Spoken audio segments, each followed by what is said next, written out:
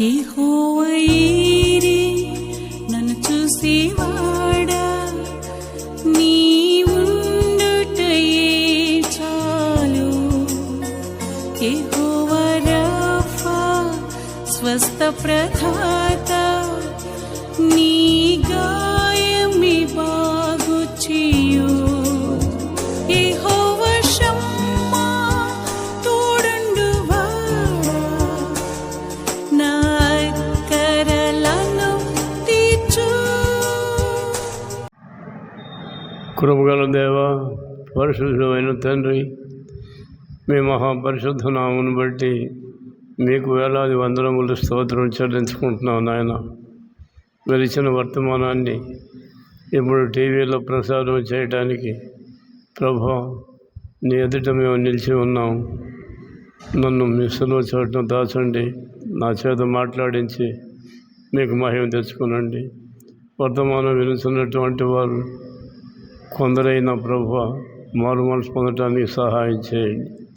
యేసునామమున అడుగుతున్నాను తండ్రి, ఆమేన్. ప్రియులారా,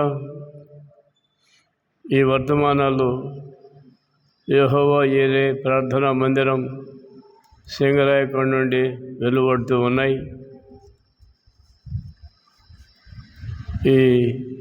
ఈరోజు ప్రభు నాకు ఇచ్చినటువంటి సందేశం యొక్క టైటిల్ ఏంటి అని అంటే, ది హంబుల్ అనేటటువంటి విషయం. ఈ హంబుల్ అనేటటువంటి మాటకు అణకువ గల, వినయము గల, విధేయుడైన అనేటటువంటి తెలుగు అర్థాలు ఉన్నట్లుగా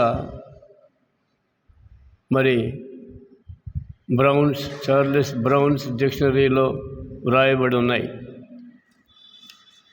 అయితే మత్తయి సువార్త 23వ అధ్యాయం 12వ వచనం అంటుంది, and he that shall humble himself shall be exalted.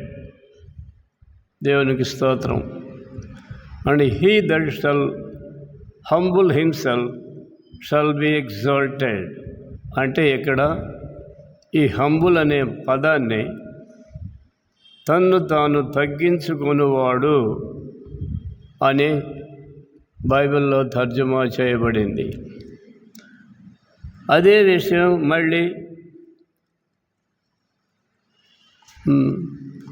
యెషయా గ్రంథము 57వ అధ్యాయం 15వ వచనంలో అంటున్నాడు, for thus saith the high and lofty one that inhabiteth eternity, whose name is holy, I'll dwell in the high and holy place with him also that is of a contrite heart, contrite and humble spirit, to receive the spirit of the humble and to receive the heart of the contrite ones.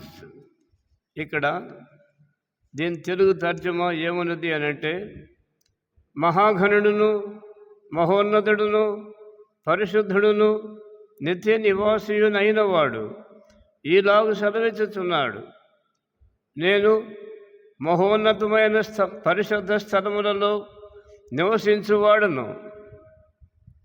ఆయనను వినయము గల వారి ప్రాణమును ఉజ్జీవింపజేయుటకును, నలిగిన వారి ప్రాణమును ఉజ్జీవింపజేయుటకును, వినయము గలవారి వద్దను, దీన మనస్సు గలవారి యొద్దను నివసించుచున్నాను అంటున్నాడు. ప్రియులారా, వినయము గలవారు, హంబుల్ అనే మాట వినయము అనేటటువంటి భావం ఇస్తుంది. కనుక ఈ ఎవరైతే వినయము కలిగి ఉంటారో వారితో కూడా నేను వారి హృదయములలో నేను నివసిస్తున్నాను అని ప్రభు చెప్పాడు. మహాఘనుడును మహోన్నతుడు అయినటువంటి సృష్టికర్త అయినటువంటి యెహోవా దేవుడు ఈ మాట మాట్లాడుతున్నాడు. కనుక మత్తయి సువార్త 23వ అధ్యాయం 12వ వచనం మాట్లాడుతున్నట్లుగా తన్ను తాను తగ్గించుకునేవాడు హెచ్చింపబడును. ఇక్కడ ఈ వినయము అనే దానికి మారుగా తన్ను తాను హెచ్చించుకునేవాడు అనే విషయము చెప్పబడింది. ప్రియులారా, అందుకనే దేవుని వాక్యం ఏమంటుంది అంటే యాకోబు పత్రిక 4వ అధ్యాయం 5వ వచనములో ఏమంటుంది అంటే God resisteth the proud but giveth grace unto the humble. చూడండి, God resisteth the proud and giveth grace unto the humble. వీళ్ళరా, ఇక్కడ దీని తర్జుమా ఏంటి అని అంటే దేవుడు అహంకారులను ఎదిరించి, ఈ ప్రౌడ్ అనే మాట ఇక్కడ అహంకారుడు అని తర్జుమా చేయబడింది. God resisteth the proud but giveth grace unto the humble. కనుక ప్రతి విధమైన గర్విష్ఠుడు దేవునికి ఇష్టడు కాడు అనేటువంటి విషయం మనం గ్రహించాలి. ప్రియులారా, అందుకనే ఈ వర్తమానానికి టైటిల్ ఏంటి అని అంటే హంబుల్. అంటే మత్తయి సువార్త 23వ అధ్యాయం 12వ వచనం ప్రకారం తన్ను తాను తగ్గించుకునేవాడు అని వ్రాయబడింది. కనుక భూలోకములో మానవులు ఎవరైనా సరే, ఏ అంతస్తుకు చెందినవాడైనా సరే, తనను తాను ఎవడైతే తగ్గించుకుంటాడో వాడే హెచ్చింపబడతాడు. హల్లెలూయా, దేవునికి స్తోత్రం. యేసు ప్రభు యొక్క జీవితాన్ని మనం చూసినట్లయితే ఆయన ఆది సంభూతుడయ్యుండి, ఆయన సృష్టికి మూలమయ్యుండి, తండ్రి యొక్క కుడిపార్శ్వమును మరి నివసించుతున్నటువంటి వాడయ్యుండి, ఆయన తనను తాను ఒక స్త్రీ గర్భములో నరునిగా ఉద్భవించుటకు ఆయనే రూపాంతరము చెందాడు. మహాఘనుడైనటువంటి పరిశుద్ధుడైనటువంటి ఆది సంభూతుడైనటువంటి యేసు ప్రభు ఒక మరియ గర్భాన, ఒక స్త్రీ గర్భాన ఆయన తన్ను తాను మానవునిగా రూపొందించుకున్నాడు. అంతేకాదు, ఆయన ఎంతగా తగ్గించుకున్నాడు అంటే ఒక స్త్రీ యొక్క యూరినల్ కెనాల్లో నుండి ఆయన వెలుపలికి వచ్చాడు. అబ్బా, అంతకంటే ఇంకా తగ్గించుకునేవాడు సృష్టిలో ఎవడున్నాడు? ఎవడు లేడు.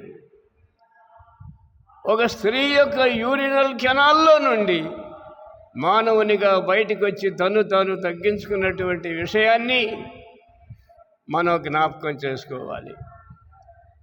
ఆయన సృష్టికి ఆది సంభూతుడు. ఆయన లేకుండా కలిగి ఉన్నది ఏది కలుగలేదు. అలాంటి సర్వశక్తిమంతుడు, అలాంటి మహోన్నతమైన స్థలములలో తండ్రి కుడి పార్శ్వమున కూర్చున్నటువంటి ఆ మహాపరిశుద్ధుడు ఎంతగా తగ్గించుకున్నాడంటే ఒక స్త్రీ యొక్క యూరినల్ కెనాల్లో నుండి సామాన్య మానవుల వలె ఆయన వెలుపలికి వచ్చాడు. అంతేకాదు, ఈ లోకంలో ఆయన సంచరిస్తున్నప్పుడు అనేకులు ఆయన ముఖం మీద ఉమ్మివేశారు. ఆయన మారు మాట్లాడలేదు. ప్రియులారా, దిస్ ఈజ్ కాల్డ్ హంబుల్. కాబట్టి ఎవడైనా సరే, భూలోకములో ఏ మానవుడైనా సరే, ఏ విషయంలోనైనా తనను తాను హెచ్చించుకునేటటువంటి వాడు తగ్గింపబడతాడు. ఆ తనను తాను ఎవడైతే హెచ్చించుకుంటున్నాడో వాణ్ణి దేవుని వాక్యం అంటుంది గర్విష్ఠుడు అంటుంది. ప్రతి విధమైనటువంటి గర్వము దేవునికి ఇష్టమైనది కాదు. సృష్టిలో మొట్టమొదటి పాపము ఏది అని అంటే గర్వమే. దూతలలో ప్రధాన దూతగా ఉన్నటువంటి ఆ దూత యొక్క హృదయములో జనించినటువంటి గర్వపు ఆలోచన, నేను దేవుని కంటే కొంచెమే తక్కువ కదా, నేను దేవుని సింహాసనమును అధిష్ఠించలేనా అనే ఆలోచన. ఇదే సృష్టిలో మొట్టమొదటి పాపము. కాబట్టి ప్రతి విధమైనటు గర్వము మనుష్యుని భ్రష్టునిగా చేస్తుంది, దేవుని కృప నుండి వేరుపరుస్తుంది. అంతేకాదు, తన్ను తాను హెచ్చించుకొనివాడు తగ్గింపబడును అనే దేవుని వాక్యం సెలవిస్తుంది. ప్రియులారా, ఎవడైతే తన్ను తాను తగ్గించుకుంటాడో వాని విషయంలో కొన్ని ప్రయోజనాలు మనకి కలుగుతున్నట్లుగా మనం చూస్తున్నాం. ఏమిటి అని అంటే, humble yourselves therefore under the mighty hand of God, that he may exalt you in due time. దేవునికి స్తోత్రం. నీవు దేవుని ఎదుట నిన్ను నీవు తగ్గించుకున్నట్లయితే అనుకూల సమయమందు ఆయనే నిన్ను హెచ్చిస్తాడు. Praise the lord. నీవు హెచ్చింపబడాలి అని అంటే నీ స్వప్రయత్నం వలన అది సాధ్యం కాదు, అది గర్వముగా మార్చబడుతుంది. అందుకనే ఎవడైనా సరే తన గర్వాన్ని విడిచిపెట్టి ధీరుడైనట్లయితే, ఇక్కడ దేవుని వాక్యం అంటుంది, he may exalt in due time. తగిన సమయమందు అతడు హెచ్చింపబడతాడు. వర్తమానం వినుచున్న సహోదరుడా, సహోదరి, నిన్ను నీవు హెచ్చించుకోనాలి అంటే చేయవలసిన మొదటి పని ఏంటంటే నిన్ను నీవు తగ్గించుకోవడం నేర్చుకోవాలి. వినయము కలిగినటువంటి వ్యక్తిగా మార్చబడాలి. కనుక దేవుని వాక్యం అంతా మాట్లాడుతుంది. యాకోబు పత్రిక 4వ అధ్యాయం 10వ వచనం అంటుంది, humble yourselves in the sight of God or lord, that he shall lift you up. దేవునికి స్తోత్రం. ఆయన నిన్ను పైకెత్తేటటువంటి దేవుడై ఉన్నాడు. దేవునికి స్తోత్రం.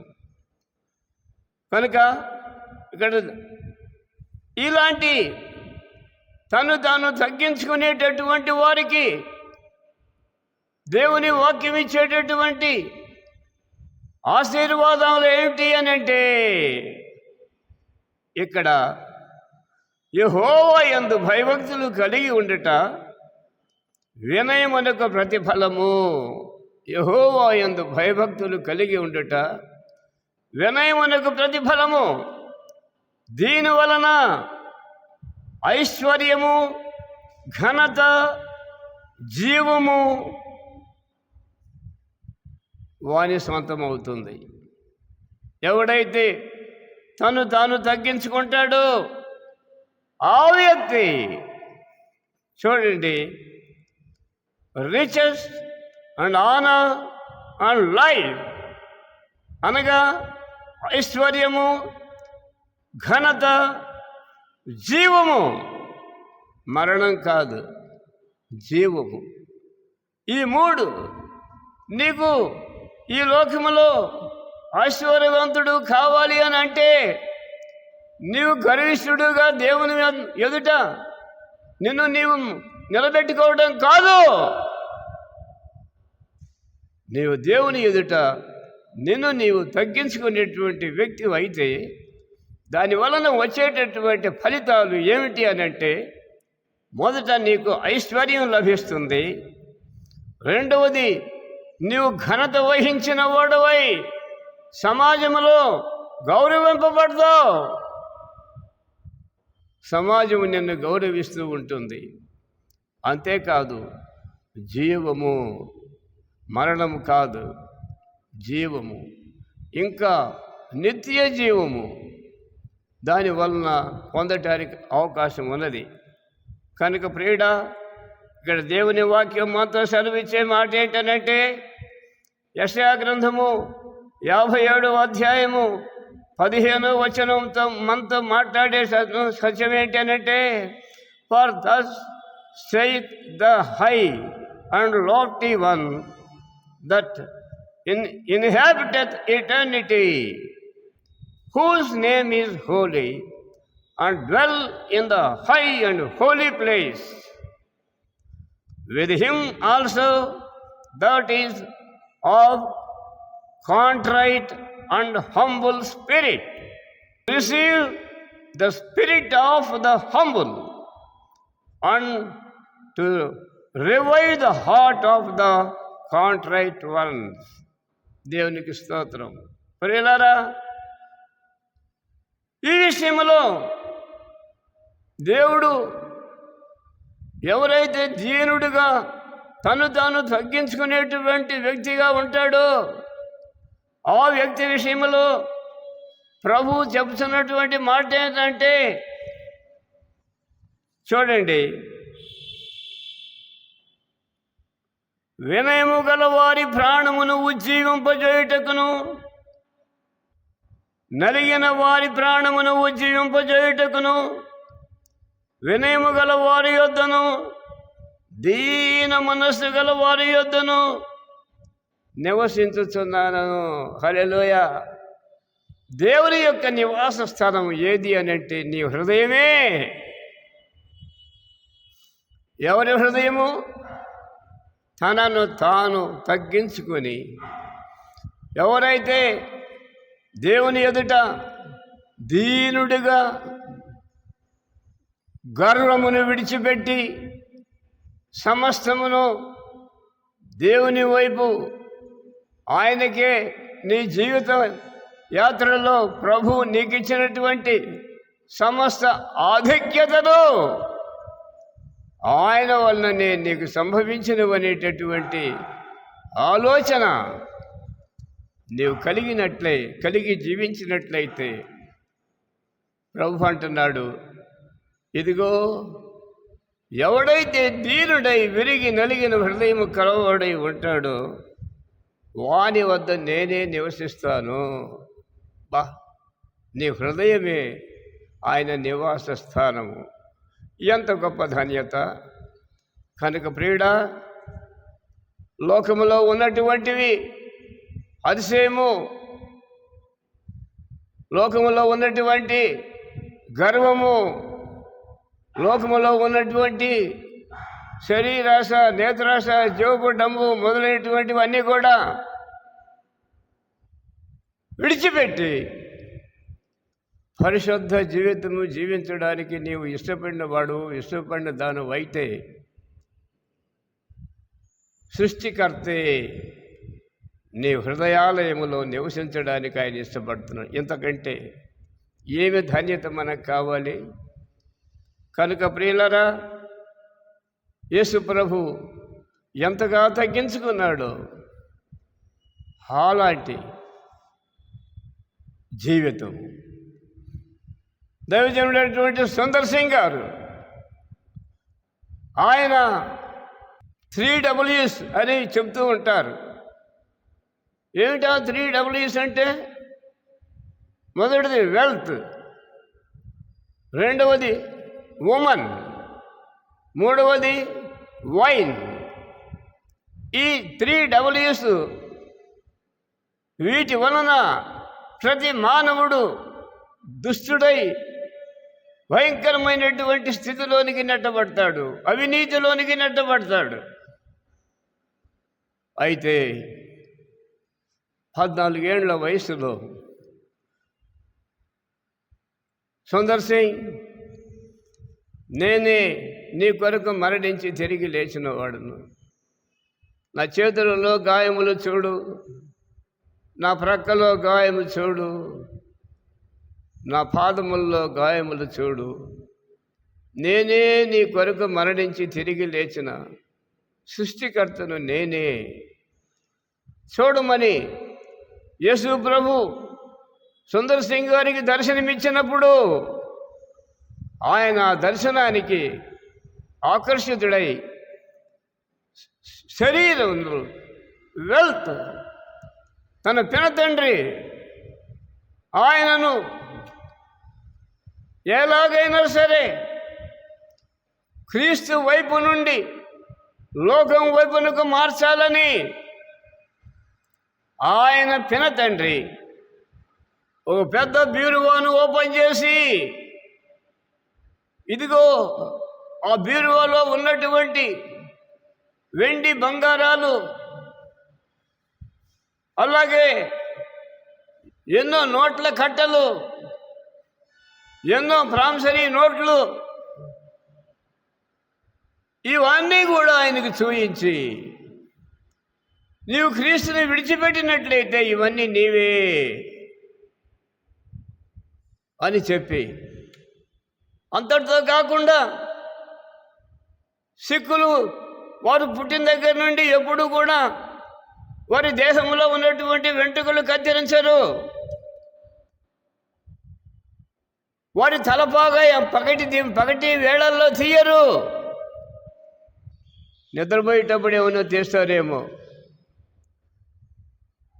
ఆ తలపాగాను సుందర్ సింగ్ గారి పాదముల వద్ద పెట్టి, ఇదిగో అయ్యా, నీవు క్రైస్తవుడిగా ఉండవద్దు, నీవు ఈ ఆస్తి అంతా కూడా నీకే రావాలి అని అంటే నీవు క్రీస్తుని విడిచిపెట్టు అన్నప్పుడు ఆయన కన్నీటితోటి ఆ తలపాగాను దాటి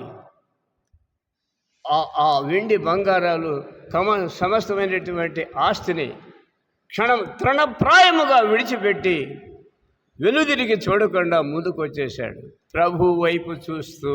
హల్లెలూయా.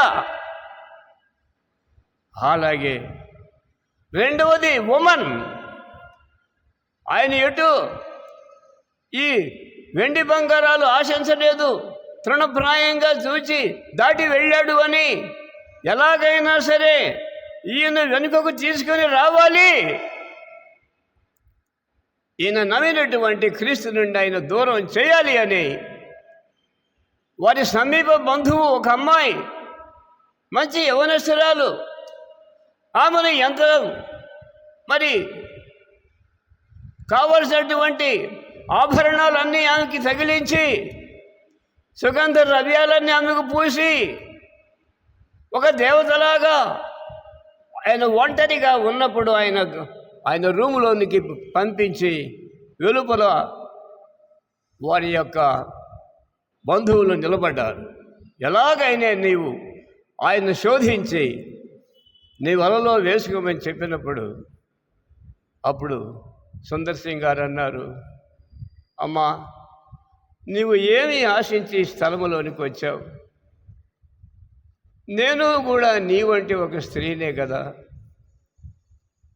నాకు ఒక భర్త ఉన్నాడు, ఆయనే యేసయ్య, నేను ఆయనకు భార్యనైపోయాను, నీవు ఒక స్త్రీవి, నేను ఒక స్త్రీని. ఇప్పుడు ఒక స్త్రీ ఇంకొక స్త్రీ వలన ఏమి శారీరక సుఖము అనుభవిస్తుంది, నీవు వెళ్ళి నీకు ఇష్టమైనటువంటి మరొక వ్యక్తిని వివాహం చేసుకొని నీ సంసార జీవితాన్ని మరి ప్రారంభించమని చెప్పినప్పుడు ఆ అమ్మాయి కన్నీళ్లతో వెలుపలికి దాటి వెళ్ళింది.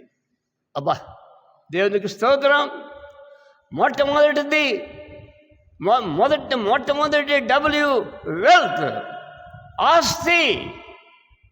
ఆస్తిని ఆయన తృణప్రాయంగా తృణీకరించాడు. రెండవది ఉమెన్, స్త్రీ యొక్క ఆకర్షణ నుండి ఆయన ప్రభువును విడిచిపెట్టకుండా ప్రభు వైపే చూస్తూ ఆ స్త్రీని, నేను కూడా ఒక నీలాంటి స్త్రీనేనమ్మా, నా వల్ల నీకేం ప్రయోజనం లేదు, నీవు వెళ్ళి నీ ఇష్టం వచ్చినటువంటి యవనస్తుని వివాహం చేసుకొని నీ వైవాహిక జీవితాన్ని ప్రారంభించు అని చెప్పినప్పుడు ఆమె కన్నీటితో తిరిగి వెళ్ళింది. ఇప్పుడు రెండవ ఉమెన్, ఉమెన్ కూడా జయించాడు. ఎవరు? సుదర్శన్ గారు. ఇకపోతే మూడవది వైన్, త్రాగుడు సంబంధమైనటువంటి మత్తు కొలిపేటటువంటి పదార్థాలు సేవించి మనుషులు నీతిని విడిచిపెట్టి అవినీతిని వెంబడించి దుర్మార్గ జీవితమునకు అలవాటైపోయి సత్యవంతుడైనటువంటి పరిశుద్ధుడైనటువంటి సృష్టికర్తను మరిచి ఈ లోకములో ఈ త్రాగుడు అలవాటు చేసుకున్నటువంటి వారు తమను తామే నాశనం చేసుకుంటూ, తమ కుటుంబాలను నాశనం చేసుకుంటూ, వారు నరహంతకులై, వ్యభిచారులై, దొంగలై, తిరుగుబోతులై, నీచమైనటువంటి జీవితము జీవించేటటువంటి దానికి ప్రధాన కారణమైనటువంటి ఈ త్రాగుడు నుండి ఆయన ఎన్నడూ ఆ త్రాగుడుకు సంబంధించినటువంటి ఒక బాటిల్ని కూడా టచ్ చేసినటువంటి వాడు కాడు. కాబట్టి ఒక స్త్రీ యొక్క కానీ పురుషుని యొక్క కానీ ఆత్మీయతను తగ్గించేటటువంటి ఈ 3 W's ఇవన్నీ కూడా సుందర్ సింగ్ గారి యొక్క జీవితంలో ఫెయిల్ అయిపోయినాయి. హల్లెలూయా! ప్రియులారా, నీవు నేను క్రీస్తు సేవకులమని చెప్పుకుంటున్నాం, క్రైస్తవులమని చెప్పుకుంటున్నాం. ఏదో బాప్తిసం పొందినంత మాత్రాన పరలోక ద్వారాలు నీ కొరకు తెరిచి ఉంటవి అనేటటువంటిది అసంభవం. ప్రభు అన్నాడు, వీరు మారు మనసు పొంది సువార్తనముడి. హల్లెలూయా! మారు మనసు లేకుండా, పాప పశ్చాత్తాపం లేకుండా, పాపం ఒప్పుకోలు లేకుండా, ఒప్పుకున్నది మాత్రం చేత కాదు కానీ దానిని విడిచిపెట్టి మరలా జీవితంలో దాని వైపు తిరిగి చూడకుండా ఉండేటటువంటి పరిశుద్ధత, అలాంటిది నీ సొంతం అయినట్లయితే దేవునికి స్తోత్రం. దేవుడే నీ హృదయంలో నివసిస్తాడని ఆయన యెషయా గ్రంథము 57వ అధ్యాయం 15వ వచనములో ఆయన వాగ్దానం చేస్తున్నాడు.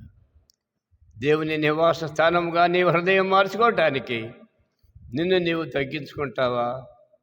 తను తగ్గించుకునేవాడు హెచ్చింపబడును, తాను హెచ్చించుకునేవాడు తగ్గింపబడును అని చెప్పినటువంటి ఆ వాక్య భాగాన్ని నీవు సరిగా గ్రహించి నిన్ను నీవు మార్చుకొని పరిశుద్ధుడుగా పరిశుద్ధురాలిగా జీవించి నిత్యరాజ్య ప్రవేశము చేయుదువుగాక.